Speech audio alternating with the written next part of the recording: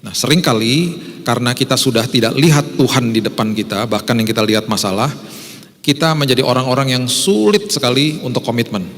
Karena kita juga tidak belajar untuk komitmen sama Tuhan, akhirnya komitmen kita terhadap manusia juga akhirnya rusak. Komitmen secara vertikalnya tidak beres, dan akhirnya komitmen secara horizontalnya pun terganggu akhirnya. Itu sebabnya kita perlu mengerti apa yang Alkitab jelaskan tentang sebuah komitmen kepada Tuhan yang kita ini di dalam hidup ini tidak akan pernah kita lihat secara fisik.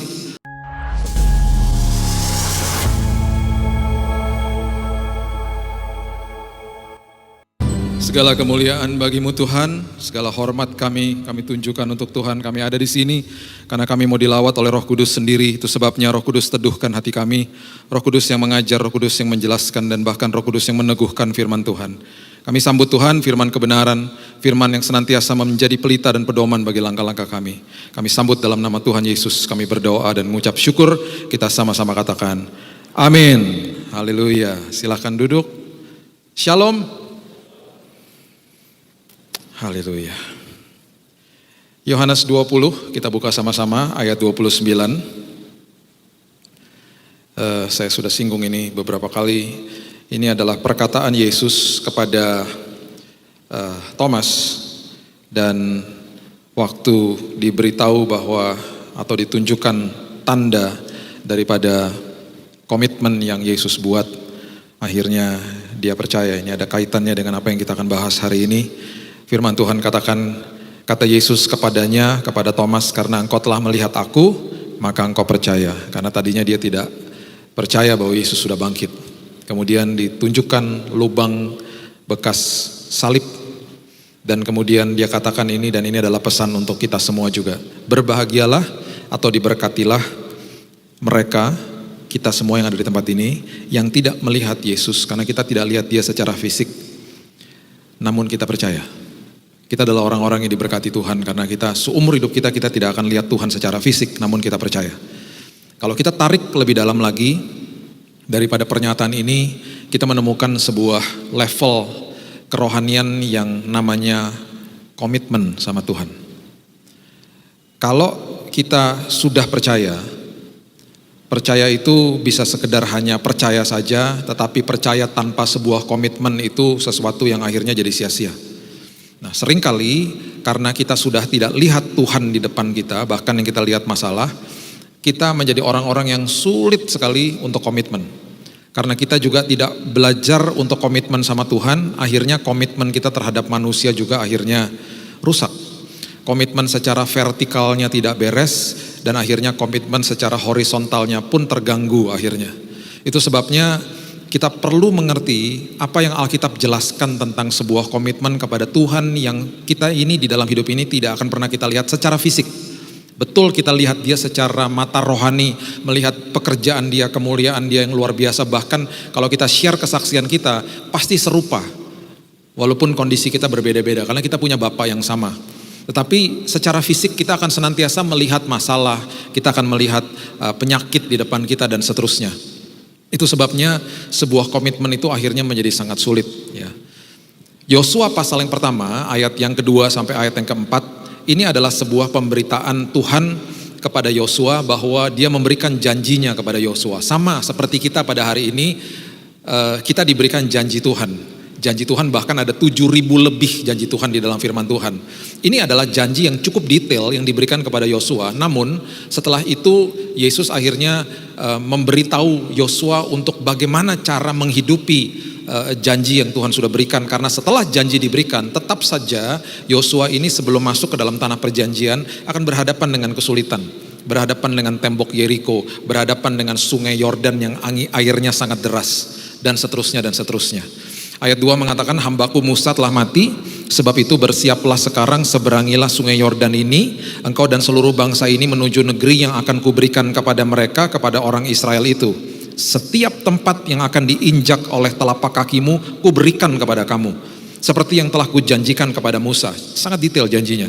Dari padang gurun gunung Lebanon sebelah sana itu sampai ke sungai besar, sungai Efrat, seluruh tanah orang Het, sampai ke laut besar di sebelah matahari terbenam, semuanya itu akan menjadi daerahmu. Cukup detail. Kemudian Tuhan katakan lagi, Tuhan seorang pun tidak dapat bertahan menghadapi engkau seumur hidupmu, seperti aku menyertai Musa. Demikianlah aku menyertai engkau, aku tidak akan membiarkan engkau dan tidak akan meninggalkan engkau. Itu janji sangat detail. Namun setelah itu ada 4 kali kalimat yang keluar dari mulut Tuhan untuk Yosua supaya dia teguh menghadapi apa yang dia akan hadapi. Itu sebabnya keluarlah kalimat seperti ini di ayat yang ke-6 dikeluarkan kalimat begini. Kuatkan dan teguhkan hatimu. Itu sampai 4 kali diucapkan di Yosua pasal yang pertama saja.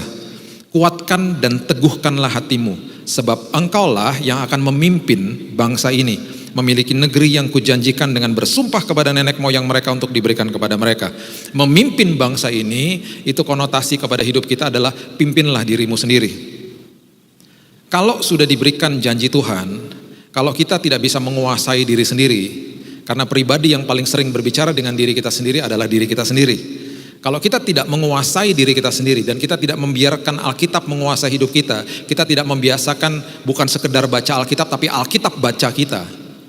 Kalau kita tidak membiarkan itu terjadi, kita akan sangat sulit untuk menguasai hidup sendiri, bahkan menguasai pikiran dan hati kita yang senantiasa setiap hari berkecamuk dengan segala macam masalah yang ada.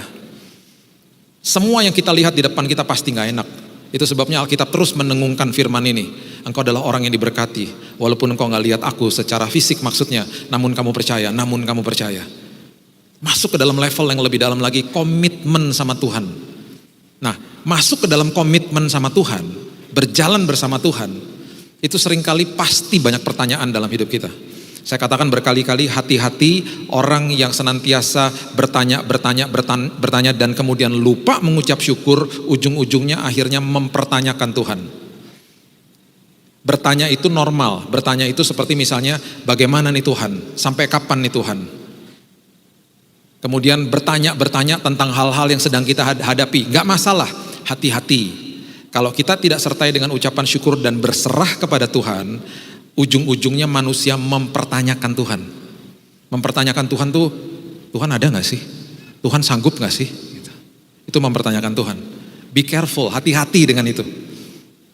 Nah, itu sebabnya ketika masuk ke dalam komitmen, ada sebuah kisah, sejarah yang luar biasa. Dan kisah ini didokumentasikan di Alkitab dan kemudian diberikan sebuah warisan yang sangat luar biasa oleh 3 anak muda namanya Sadrak, Mesak, dan Abednego. Ya, Sadrak, Mesak, dan Abednego adalah 3 anak muda yang diperhadapkan dengan tungku api. Karena pada saat itu mereka adalah orang-orang buangan dari Israel. Banyak sekali orang-orang yang dibuang dari Israel, exile, dibuang ke Babel, dibuang ke area Persia dan Babilonia. Itu Irak dan Iran yang sekarang. Kita kalau baca sejarahnya, akhirnya mereka dikembalikan ke Yerusalem dengan Yerusalem yang kondisinya sudah sangat runtuh. Itu proses pengembalian mereka ke Israel kita bisa baca di Esra, di Nehemia. Itu proses mereka kembali. Tetapi selagi anak-anak muda ini ada di sana, mereka yang tekun di dalam Tuhan, mereka yang senantiasa ada di dalam bait Allah pada saat itu, yang terbiasa memuja Tuhan mereka diperhadapkan dengan pagan worshiper, mereka diperhadapkan dengan penyembahan berhala pada saat itu. Dan mereka memegang teguh komitmen mereka. Dan sampai-sampai ketika Raja Nebukadnezar mendirikan patung dan diharuskan semua menyembah. Kalau tidak menyembah dijebloskan ke dalam tungku api. Mereka membuat sebuah kalimat yang merupakan warisan yang sangat luar biasa. Kalau bagi saya, kalimat-kalimat ini adalah kalimat yang saya sering kali baca ketika komitmen saya di dalam Tuhan mulai digoyahkan. Mereka diperhadapkan dengan sebuah kenyataan hidup yang mengerikan karena kalau tidak disembah, kalau mereka tidak ikut menyembah, mereka dihukum mati, dibakar hidup-hidup. Bahkan mereka melihat di depan mata mereka orang-orang yang memanasi tungku api itu sampai mati di depan. Kalau mereka tidak kuat iman, ada kebanyakan orang yang tidak kuat iman selama 2 tahun terakhir ini. Di dalam musim pandemi ini, banyak orang akhirnya nyerah. Banyak orang akhirnya bilang, ya udahlah. Keabsahan imannya akhirnya diberikan kompromi sama dunia. Mereka juga bisa sebenarnya punya pilihan, ya udah kita sembah saja dewa itu, nanti kita minta ampun sama Tuhan. Karena yang mereka lihat di depan mata mereka mengerikan. Kita kalau besar di sekolah minggu, kita mungkin sudah pernah melihat visual-visual daripada Sadrak, Mesak, dan Abednego itu ada di dalam tungku api. Karena kita melihat ada pribadi keempat, siapa itu? Yaitu Tuhan itu sendiri, malaikat Tuhan menyertai mereka sehingga tidak ada satupun dari sehelai jubah mereka yang terbakar. Kita sudah tahu ujung ceritanya, mereka tuh nggak tahu ujung ceritanya. Itu sebabnya capital punishment atau hukuman mati di dunia ini cukup manusiawi. Kalau hukuman tembak itu harus ditembak di jantung, area jantung supaya sepersekian detik itu manusianya tidak rasa gitu ya. Di Amerika ada yang namanya lethal injection, itu seperti kayak dibius. Semuanya manusiawi. Ini dibakar hidup-hidup. Dan ini yang mereka katakan.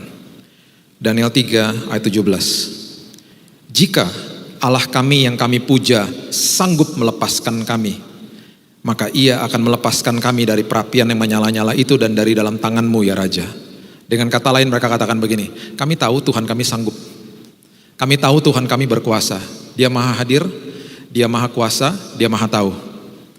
Kami tahu Tuhan kami sanggup melepaskan kami dan melakukan sebuah mujizat yang luar biasa pada saat ini. Tetapi, ini yang mereka katakan di ayat yang 18. Tetapi seandainya tidak. Ini harus menjadi kata kunci di dalam dasar daripada komitmen kita kepada Tuhan. Tetapi seandainya tidak itu artinya adalah tetapi seandainya tidak terjadi sesuai dengan keinginan saya. Tetapi kalau tidak terjadi sesuai dengan apa yang saya inginkan, hendaklah tuanku mengetahui Raja bahwa kami tidak akan memuja dewa tuanku dan tidak akan menyembah patung emas yang tuanku dirikan itu. Dengan kata lain mereka katakan begini, kami tahu Tuhan kami sanggup, tetapi kalau tidak ditolong kami tetap akan komitmen, titik. Dengan kata lain, dasar daripada komitmen adalah tidak memberikan kondisi atau syarat kepada Tuhan. Kalau kita bisa belajar dan masuk ke dalam level itu, Tuhan, apapun yang Tuhan biarkan terjadi bagi saya, apapun yang Tuhan buat untuk saya, apapun yang Tuhan rancangkan buat saya, karena itu rancangan Tuhan bukan rancangan saya percaya Tuhan pasti membawa kebaikan bagi saya. Walaupun saya nggak tahu. Walaupun mungkin mereka katakan kami nggak akan tahu jawaban Tuhan sampai saya ketemu Tuhan di surga kalau kami harus mati martir di tungku api itu. Dengan kata lain begitu. Ketika kita bisa masuk dan belajar untuk ada di level itu, kita bisa belajar komitmen tanpa kondisi kepada Tuhan, kita akan lebih mudah untuk bisa berkomitmen kepada manusia secara horizontal karena vertikalnya udah beres. Itu maksudnya. Tahun 2017 teman saya ini menikah.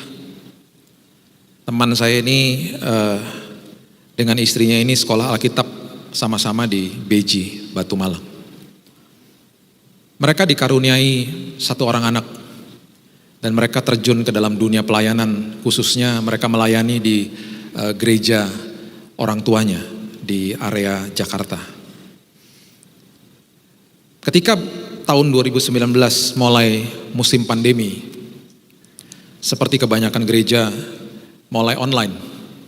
Di hari Sabtu sore mereka pergi ke gereja orang tuanya menyiapkan untuk ibadah online keesokan harinya. Jadi suaminya ini, teman saya ini dengan istrinya dan anaknya masih 1 tahun dibawa untuk menyiapkan pelayanan buat besok. Setelah selesai mereka pulang ke rumah dan waktu mereka membuka pintu rumahnya, mereka mendapati bahwa rumahnya sudah penuh dengan gas. Karena gasnya bocor. Mereka nyalakan lampu, harusnya nggak boleh nyalakan lampu katanya. Dan kemudian mereka mulai buka jendela-jendela.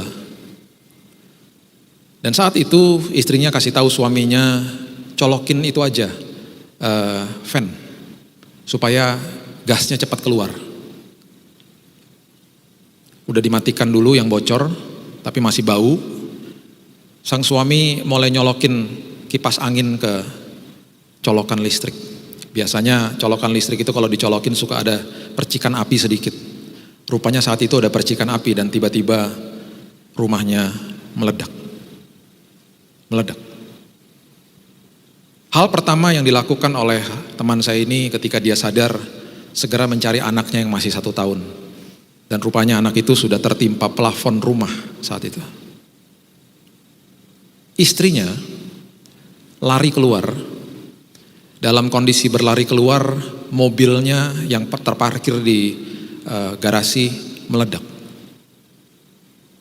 Dan istrinya kena sambaran api dan mengalami luka bakar sampai 90%. badannya. Teman saya dan anaknya mengalami juga luka bakar 60% dari badannya. Selama mereka lagi pergi ke rumah sakit, dilarikan ke rumah sakit, sang istri memuji Tuhan dengan menyanyikan lagu rohani dan terus katakan, Tuhan itu baik. Sampai di UGD, teman saya ini mendengar teriakan istrinya karena kulit-kulit yang habis kebakar itu harus dicabut. Istrinya setelah mengalami tindakan itu akhirnya dimasukkan ke ICU. Karena pada saat yang bersamaan juga dia mengalami atau dia terdeteksi kena COVID. Istrinya ada di ICU selama 28 hari dan akhirnya meninggal. Minggu lalu saya ketemu dengan teman saya ini. Saya undang dia ngobrol-ngobrol di podcast saya. Ketika saya dengar kisah detailnya, saya pun menangis. Dia pun menangis. Dan saya gak pernah lupa ketika di ujung daripada itu semuanya, dia masih katakan begini, sampai kapanpun Kak, Tuhan Yesus itu baik. Bagi saya, itu adalah komitmen seseorang kepada Tuhannya yang dia tidak bisa lihat. Bahkan yang dia lihat adalah kematian istrinya. Dan dia tidak berjumpa lagi sama istrinya. Ketika istrinya masuk ke ICU, dia udah gak berjumpa lagi sama istrinya. Untuk dia mengatakan itu, dan saya dengar sendiri perkataan dia, itu mengingatkan saya dan saya bilang sama dia, hidupmu menjadi inspirasi bagi banyak orang. Contoh daripada seseorang yang tidak memberikan kondisi kepada Tuhan. Contoh pribadi yang menyerahkan segala-galanya kepada Tuhan dan masih bisa berdiri dan katakan, Yesus itu baik. Itu komitmen. Komitmen itu tidak mudah. Itu sebabnya banyak orang yang mengumbar janji tanpa mengerti esensi dasar daripada komitmen. Itu sebabnya janji yang diucapkan selalu indah-indah. Janji pernikahan itu indah, bahkan bisa membuat orang menangis. Janji di depan HRD pun indah-indah ketika orang diterima di dalam sebuah pekerjaan. Biasanya kalau kita ngomong sama orang HRD dan tanya apa sih yang biasanya calon karyawan itu katakan, biasanya yang paling sering mereka katakan gini, saya akan berikan yang terbaik. Biasanya kan gitu. Masuk dalam pelayanan juga gitu, saya akan berikan yang terbaik. Dan semua pasti indah-indah di awal. Karena di awal itu manusia mengalami yang namanya kasih mula-mula. Kasih mula-mula itu kuasanya besar. Dampaknya besar, semangatnya besar. Tetapi ketika sudah masuk ke dalam bulan-bulan berikutnya, ketika sebuah pernikahan masuk atau menginjakkan di usia 5 tahun, 6 tahun, bahkan 10 tahun, apakah semua komitmen di awal yang pernah diucapkan itu masih diingat? Itu kan pertanyaannya. Itu sebabnya poin yang kedua. Setelah kita belajar komitmen, harus dasarnya adalah tidak memberikan syarat kepada Tuhan. Yang kedua, komitmen itu harus menjaga kasih mula-mula. Kalau tidak jaga kasih mula-mula, kita jatuhnya dalam. Firman Tuhan katakan begini di Wahyu 2 ayat yang keempat. Wahyu pasal yang kedua ayat yang keempat dan ayat yang kelima. Firman Tuhan katakan gini, namun demikian aku mencela engkau karena engkau telah meninggalkan kasihmu yang semula. Ini adalah teguran Tuhan kepada jemaat di Efesus.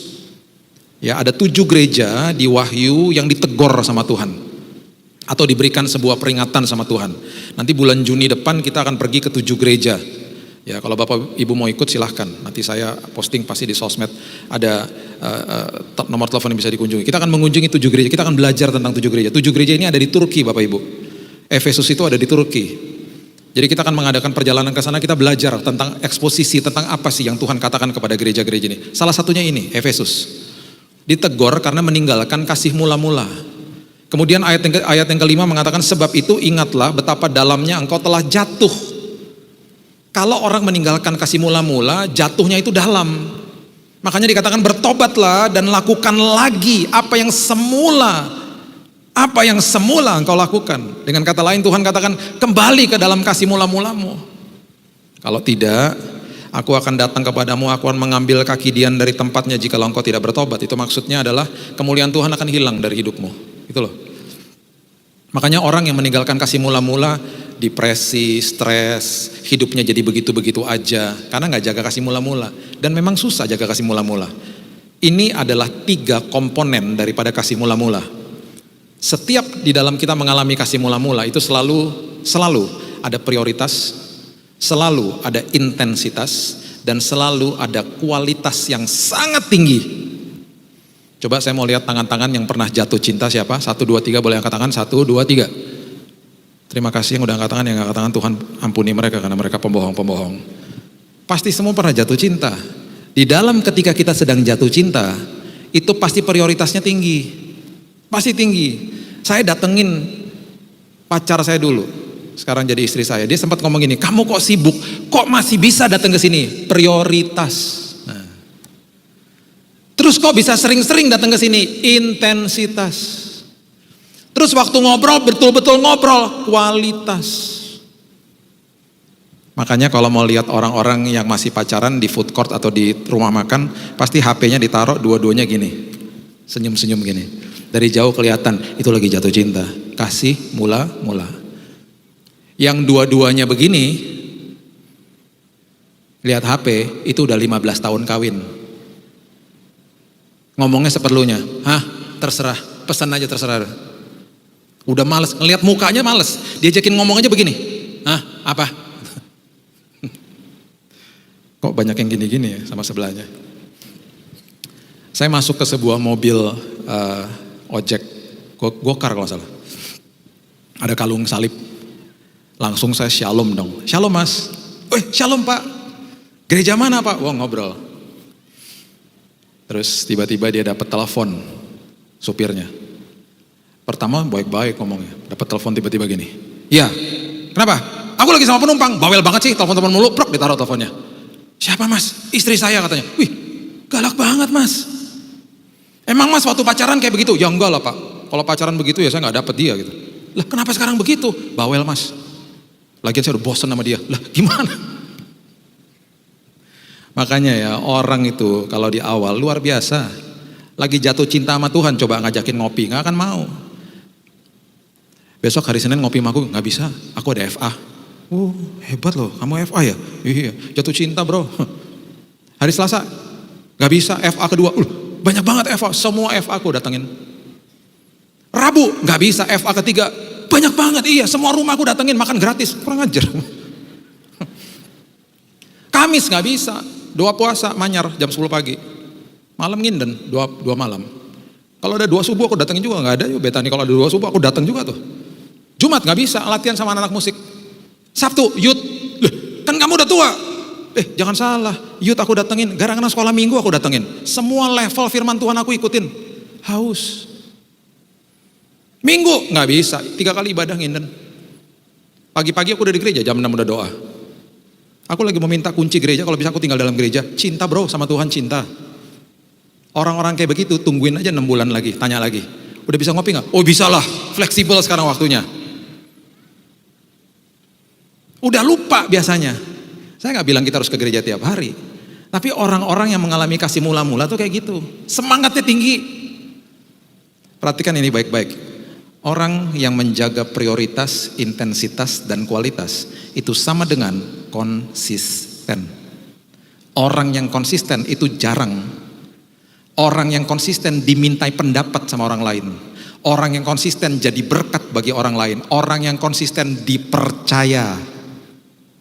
Bahkan Tuhan percaya sama dia. Paulus mengatakan begini, kalau kamu mau mendapatkan pewahyuan yang lebih dalam, kamu harus menjadi orang yang dipercaya.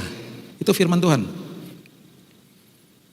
Makanya ya banyak orang nggak masuk sini keluar sini firman Tuhan nggak dapat pewahyuan karena apa? Nggak konsisten hidupnya. Banyak orang cari jalan pintas. Berapa banyak diantara kita yang kena macet, terus kita cari jalan pintas, tambah macet, tambah akhirnya gak karu-karuan, tambah lama. Kenapa orang cari jalan pintas? Karena gak sabar. Kenapa orang cari jalan pintas? Karena gak nyaman, karena semua proses gak nyaman. Jaga kasih mula-mula, jaga prioritas, jaga intensitas, jaga kualitas. Kita akan menjadi orang-orang yang konsisten. Saya masih telepon-teleponan sama bekas pacar saya dulu. Saya menikah sama sahabat saya. Saya masih telepon-teleponan sampai hari ini. Anak kami udah 22 tahun dan 15 tahun. Setiap kali keluar kota masih kadang-kadang bingung dan ngomong. Semua udah diomongin, cuman diem-dieman aja di telepon. Karena mau dengar suaranya aja. Masih sampai hari ini. Tadi malamnya masih telepon-teleponan sama istri saya. Selalu begitu. Dulu waktu pacaran bukain pintu mobil, sekarang masih bukannya masih lah. Karena dia bilang ini, aku juga bisa. Saya balas lagi, aku juga tahu. Konsisten. Saya mau hidup saya konsisten, dan itu adalah keputusan yang kita ambil setiap hari. Yuk kita jaga prioritas, kita jaga intensitas, kita jaga kualitas ya. Besok kalau saya pulang, istri saya akan jemput saya di airport. Dan saya akan nyupir, dia akan duduk di sebelah saya. Dia akan taruh HP-nya, dia akan ngobrol sama saya. Gimana nginden kemarin? Ketemu siapa aja? Ngapain aja? Nanti berbalik saya nanya, kamu ngapain aja? Itu pasti ngobrol sampai pulang, 30 menit dari airport ke rumah saya. Temen ngobrol saya. Dari dulu sampai sekarang. Dan itu yang saya katakan, yuk kita hidupnya konsisten. Supaya yang paling diberkati adalah siapa? Anak-anak. Karena mereka lihat orang tuanya konsisten. Mau dipercaya sama Tuhan, hiduplah konsisten. Dipercaya perkara besar sama Tuhan. Yang ketiga, semua komitmen pasti diuji. Gak mungkin enggak. Pasti diuji. Masalahnya kita melihat dalam kacamata cobaan. Itu yang bahaya. Itu yang perlu dimengerti. Ya, 1 Petrus 1 ayatnya yang ke-6 sampai 7 katakan begini. Bergembiralah akan hal itu. Sekalipun sekarang ini kamu seketika harus berduka cita oleh berbagai-bagai pencobaan, maksudnya trials atau ujian ya. Walaupun sekarang kamu harus sedih, kamu harus berduka cita pada saat ini, namun bergembira. Ini kan ironis. Ini kan sebuah kalimat yang paradoks, bergembira walaupun lagi berduka cita. Kamu bergembira kenapa? Karena ini adalah kesempatan untuk kamu belajar, karena kamu belajar sesuatu, karena kamu sedang diuji, maksudnya gitu. Maksud semuanya itu ialah untuk membuktikan kemurnian imanmu yang jauh lebih tinggi nilainya daripada emas yang fana. Diuji kemurniannya dengan api, sehingga kamu memperoleh puji-pujian, kemuliaan dan kehormatan pada hari Yesus Kristus menyatakan dirinya. Udah pasti Tuhan akan nyatakan dirinya. Ada hal-hal yang kita akan termanifestasi, kita akan lihat hasil-hasilnya. Waktu lagi lewatin memang gak enak. Itu sebabnya begini caranya. Setiap kali ada pergumulan hidup, langsung kita harus switch paradigma kita. Tuhan, ini ujian. Jangan berpikir ini cobaan. Seringkali gini, cobaan itu adalah mengeluarkan kelemahan saya dan memakai kelemahan itu untuk menghancurkan saya. Itu cobaan. Jadi contohnya gini, misalnya kita orangnya gampang pemarah, kita orangnya yang cepat tersinggung. Ada sesuatu yang memicu kemarahan kita akan tidak berpikir bahwa ini ujian, kita akan terus marah-marah aja terus. Kita nggak pernah mau berubah akhirnya. Mengeluarkan semua tekanan akan mengeluarkan kelemahan kita. Dan ketika kelemahan kita keluar, ketika kita tidak paham dengan baik dan benar, kita akan terus ngikutin kelemahan kita. Akhirnya yang orang sering marah terus saja marah. Lama-lama dia menyalahkan semua orang. Kenapa semua orang tinggalin saya? Ya kamu suka marah, kamu dikit-dikit tersinggung, kamu sensitif. Lihat dari kacamata ujian. Jadi gini, kalau ada masalah gini, akan sama-sama seperti cobaan, mengeluarkan kelemahan saya. Tetapi kalau ujian, saya akan pakai kelemahan itu untuk membuat saya lebih baik. Itu ujian. Kalau cobaan, mengeluarkan kelemahan saya dan memakai kelemahan itu untuk menghancurkan saya, itu yang iblis lakukan. Iblis lakukan itu selalu. Kita harus rubah, kita bilang ini, enggak, saya tidak mau begitu lagi. Walaupun kelemahan saya akan keluar, saya akan pakai ini untuk membuat saya lebih baik. Makanya namanya sekolah kehidupan. Mata pelajarannya 1 Korintus 13 ayat 4 sampai 7. Mata pelajarannya tertulis semua di situ. Kasih itu sabar, murah hati dan seterusnya. Jangan kaget kalau kita lihat mata pelajaran itu semuanya belum lulus. Lah, belum lulus semuanya. Gak apa-apa, sekolah kehidupan. Gak akan berhenti sampai Yesus datang, gitu loh. Jadi kalau kita lihat itu dengan kacamata ujian, kita merdeka. Makanya namanya ujian matematika. Ketika dapat hasilnya ada nomor yang salah, nomor 2 salah. Oh itu berarti kelemahan saya gak belajar, saya gak ngerti formulanya. Ketika saya belajar lagi diuji bisa gak? Bisa, makanya namanya ujian matematika, bukan cobaan matematika. Namanya ujian nasional, bukan cobaan nasional. Anak-anak siap-siap, minggu depan akan ada cobaan nasional, bingung. Ujian nasional, diuji. Jadi kalau kita mengerti itu dengan baik dan benar, merdeka.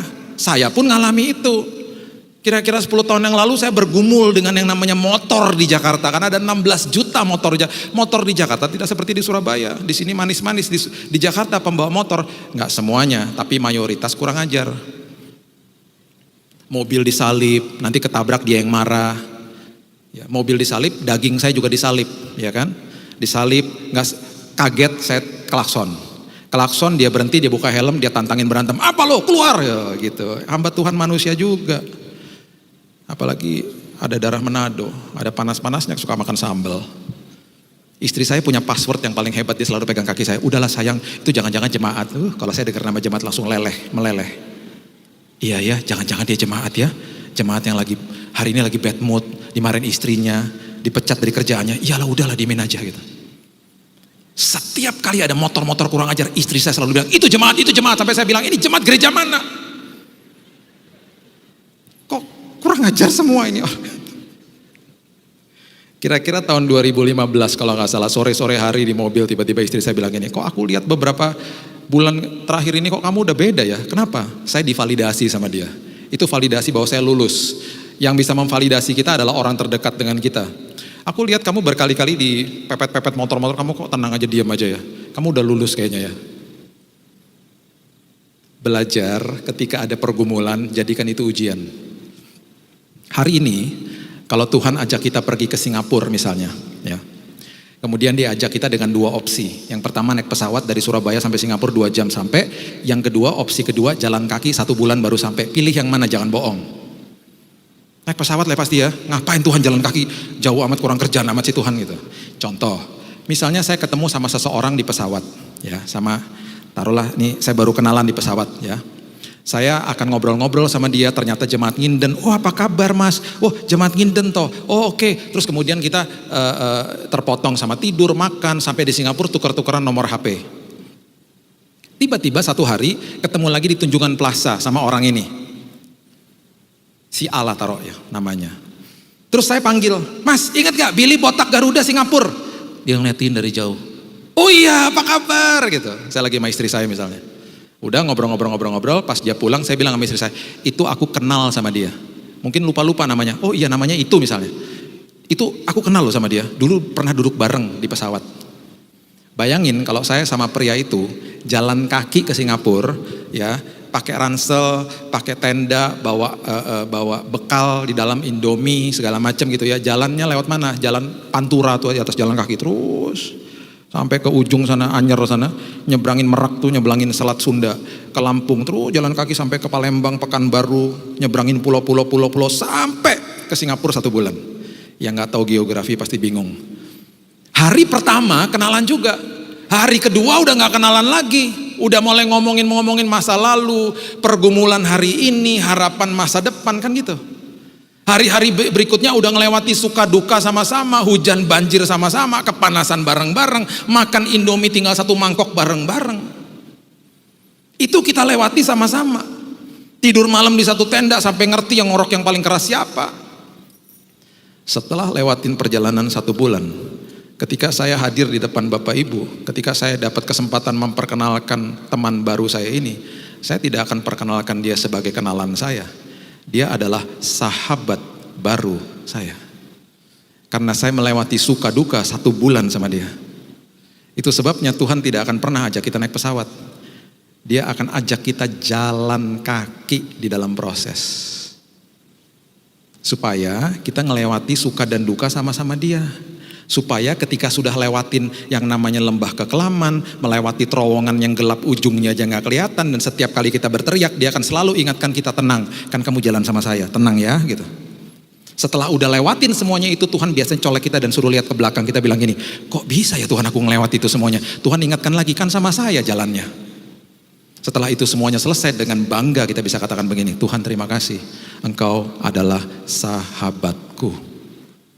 Pertanyaannya, Tuhan kenal kita 100%, kita kenal dia gak 100%? Makanya ada perjalanan proses, ada perjalanan iman. Karena di ujung daripada itu semuanya, dia mau supaya kita dengan bangga bisa katakan, Tuhan Engkau sahabatku. Karena banyak dari antara kita yang belum kenal dia. Itu Itu sebabnya ada perjalanan seperti itu. Saya nggak pernah lupa ketika anak saya Raina ini masih kecil, kami suka pergi dating berduaan dan kami seringkali terjebak di belakang lift. Ketika lift masih rame gitu ya.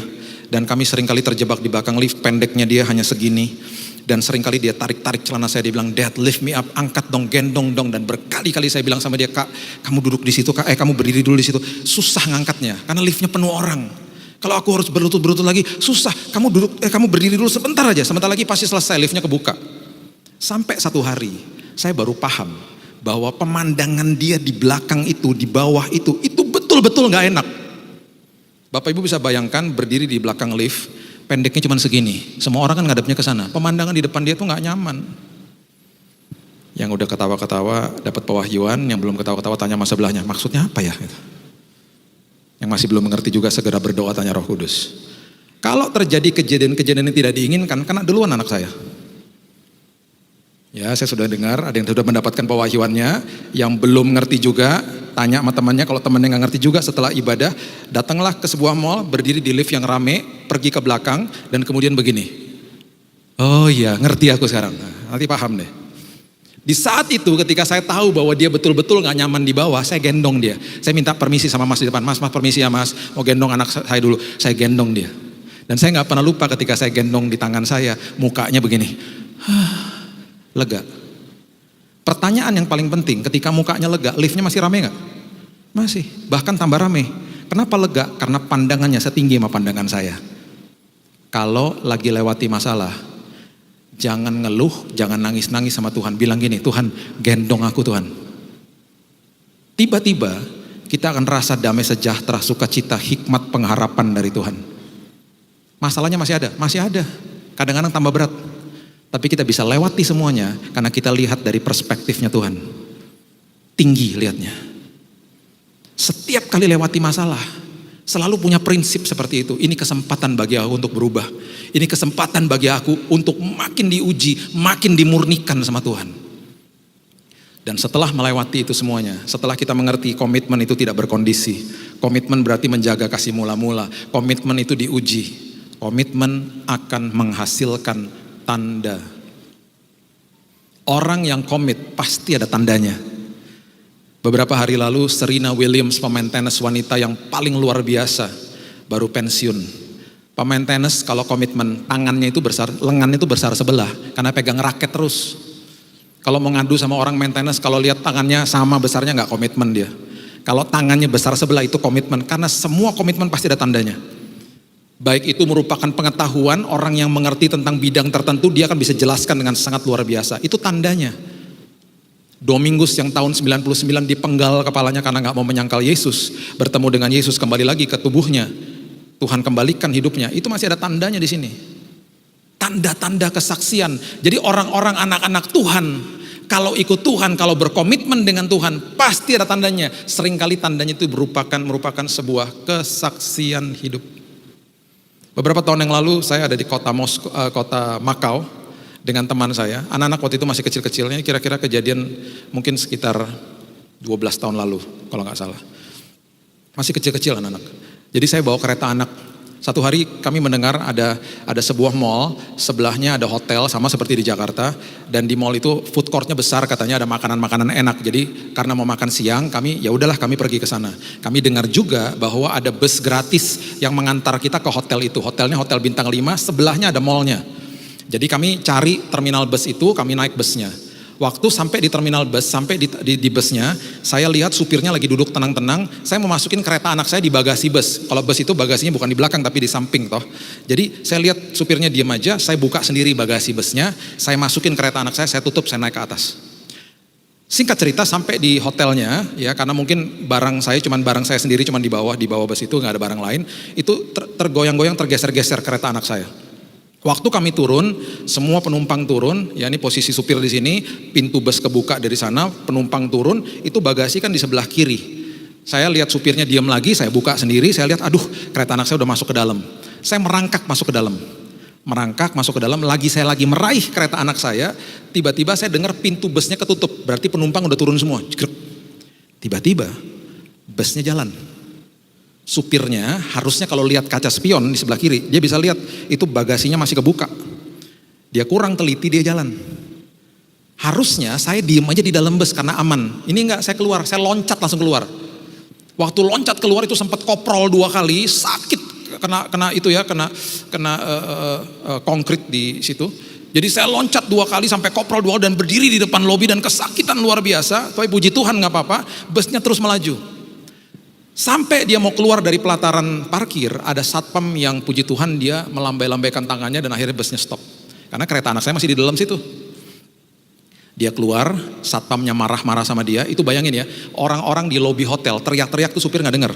Karena waktu saya masih di dalam itu semua orang teriak-teriak, stop, stop, supirnya nggak dengar. Dia tetap aja jalan. Sampai akhirnya dia turun dari bus, dia dimarah-marahin sama satpamnya. Saya jalan ke arah bus tertati-tati dengan kesakitan yang luar biasa karena kereta anak saya masih di situ. Waktu dia ketemu sama saya, dia langsung sujud-sujud minta maaf dan segala sesuatu. Dia pokoknya sampai sujud-sujud. Saya bilang gini, udahlah, yang penting lain kali kamu hati-hati. Saya kesal juga ya, cuman dalam hati puji Tuhan, saya nggak ada apa-apa. Saya cuman pegel aja sedikit kaki saya. Saya ambil kereta anak saya karena anak-anak saya dan anak-anak teman saya udah kelaparan mau makan. Saya bilang ya udahlah, lain kali hati-hati, udahlah. Saya nggak mau urusan apa-apa, nggak mau panjang-panjang. Saya kembali. Waktu kembali ke lobi hotel, itu orang-orang di situ, tamu-tamu di situ, sama teman saya bilang gini, kamu harus tuntut hotelnya. Itu ada terekam CCTV. Kamu tuntut aja hotelnya. Kami jadi saksi mau katanya mereka. Ini kurang ajar, ini nggak benar. Ini bisa mencelakakan orang katanya gitu. Terus teman saya waktu sebelum kita masuk ke dalam, teman saya bilang gini, tadi waktu kamu koprol 2 kali keren banget kayak Fast and Furious. Kayak James Bond, ampun keren banget. Kamu mesti minta tuh rekaman CCTV-nya kirim ke Hollywood, kamu dapat kerjaan stuntman luar biasa loh. Aku bilang Fast and Furious sakit tahu. Pegel kaki gue. Puji Tuhan saya nggak apa-apa, saya tulis surat komplain, saya tulis dan saya kasih email saya di lobi hotel, kemudian kita pergi makan. Kami pulang ke Indonesia, saya dapat email dari hotelnya. Mereka malu, mereka katakan gini, Pak kalau bisa jangan disebarluaskan masalah ini, kalau bisa kita settle sendiri aja ya. Kalau Bapak ada keperluan medis, ada kerugian, kita akan bayar segera. Kasih aja risitnya, kami akan lunaskan, yang penting selesai di sini. Teman saya lagi di rumah, waktu saya baca dia lagi di rumah. Teman saya ini rada-rada bandel. Dia bilang gini, bro, kita tulis aja ada perawatan medis. Nanti gue buatin palsuin aja 200 juta. Supaya lu dapat ganti 200 juta. Lu tau gak kenapa lu harus dapat ganti 200 juta? Karena lu layak, kamu tuh layak. Kamu layak katanya. Karena kamu dirugikan, dia bilang gitu. Itu ya waktu malam-malam mau tidur. Itu suara itu terngiang-ngiang loh di telinga saya. Kamu layak, kamu layak, kamu layak. Hamba Tuhan manusia juga, layak, layak. Besoknya saya email hotelnya, saya bilang, saya nggak apa-apa, saya nggak masalah. Saya dengan damai sejahtera saya lakukan itu. Dan mereka katakan, terima kasih ya Pak buat pengertiannya. Kami mohon maaf sekali. Itu supirnya sudah kami rumahkan. Kalau Bapak kesini lagi, tolong kasih tahu kami bisa kasih kamar gratis, bla bla bla segala macam. Saya bisa katakan ini kepada Bapak Ibu sekalian, karena ini adalah tanda daripada komitmen, yaitu apa? Kesaksian hidup. Dan saya percaya kita semuanya punya kesaksian kalau kita hidup komit sama Tuhan.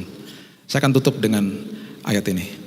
Lukas pasal yang ke-24, ayat yang ke-38 sampai 39. Ini adalah tanda daripada Tuhan Yesus Kristus ketika dia diragukan. Dia katakan, akan tetapi ia berkata kepada mereka, mengapa kamu terkejut dan apa sebabnya timbul keraguan-raguan di dalam hati kamu? Lihatlah tanganku dan kakiku, aku sendirilah ini, rabalah aku dan lihatlah, karena hantu tidak ada daging dan tulangnya seperti yang kamu lihat ada padaku. Dia kasih lihat tandanya, tanda komitmen sehingga akhirnya murid-muridnya, khususnya Thomas, percaya. Kesaksian hidup kita akan membawa dampak bagi orang lain. Ketika kita masih bayi, kita akan menggenggam erat jari daripada orang tua kita. Ketika kita beranjak masuk ke balita, kita akan pegang erat mainan kita. Bahkan kita bisa berantem sama anak yang lain kalau mereka berusaha merebut mainan kita. Kita beranjak masuk ke dalam usia remaja, kita memegang erat HP, ponsel yang baru dikasih. Beranjak jadi pemuda, kita pegang erat tangan pacar. Masuk jadi mahasiswa, kita pegang erat ijazah. Masuk jadi eksekutif muda, kita pegang erat anak tangga karir kita. Masuk sebagai suami atau istri, kita pegang erat tangan pasangan kita. Masuk dalam zaman pensiun, kita pegang erat alat-alat berkebun atau mungkin stick golf. Masuk ke dalam umur usia senja, ada kemungkinan pegang tongkat, atau pegang tempat tidur di rumah sakit. Mungkin hari ini kita harus melepaskan semua genggaman-genggaman yang kita selama ini berpikir bahwa itu adalah sesuatu yang saya mau komit. Lepaskan genggaman-genggaman lain dari hidup ini dan genggam tangan Yesus. Dan tahu bahwa ketika aku menggenggam tangannya, ketika aku berkomit sama dia, ujung daripada perjalanan hidupku pasti aman dan nyaman. Karena komitmen kepada Tuhan, pengharapan kepada Tuhan tidak pernah mengecewakan. Berikan tepuk tangan kita untuk Tuhan kita. Haleluya. Terima kasih Tuhan. Hamba-Mu stop sampai di sini. Firman Tuhan terus berbicara di hati kami. Ini Tuhan, kami mau berikan komitmen kami kepada Tuhan. Komitmen itu gak mudah. Komitmen kami harus komitmen yang tanpa syarat kepada Tuhan. Ketika kami belajar seperti itu Tuhan, kami akan lebih mudah untuk memberikan komitmen kami kepada manusia. Kami mau jaga kasih mula-mula kami Tuhan. Kami tidak mau tinggalkan kasih mula-mula kami. Kami mau berbahagia ketika ujian itu datang, karena itu kesempatan bagi kami untuk terus berubah. Dan pada akhirnya kami menyandang tanda yang luar biasa, yaitu kesaksian hidup di mana bukan sekedar kami diberkati, orang lain diberkati. Kami mau pegang dan genggam tangan Tuhan sampai selama-lamanya. Karena justru di situ kami menikmati keindahan, kemuliaan, dan pengharapan yang tidak pernah mengecewakan. Ini kami Tuhan, dan ini hidup kami, ini komitmen kami kepada Tuhan. Terima kasih Bapa. Hanya di dalam nama yang indah, Yesus Kristus, kami sudah berdoa dan mengucap syukur. Kita sama-sama katakan, amin. Tuhan berkati.